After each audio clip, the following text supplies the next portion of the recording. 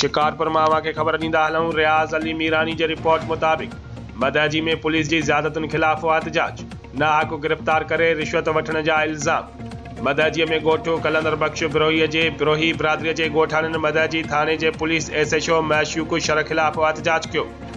जंहिंजी अॻवानी ग़ुलाम हुसैन रसूल बख़्श कई, जंहिंमें हुननि दाहींदे चयो त मदहजी पुलिस असांजे नौजवान शाहनवाज़ बिरोही खे घर मां चादर ऐं चौदीवारीअ जो तक़दस पामाल कंदे बिलाजवाज़ गिरफ़्तार कयो,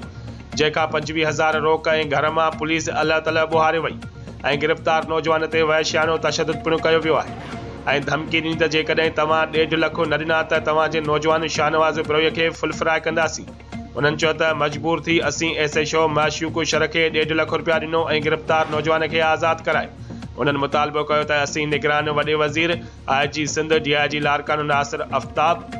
SSP शिकारपुर महमद इमरान खान खां मुतालबो कयूं था त ॼाणायल SHO खे सस्पेंड करे इंसाफ़ कयो वञे।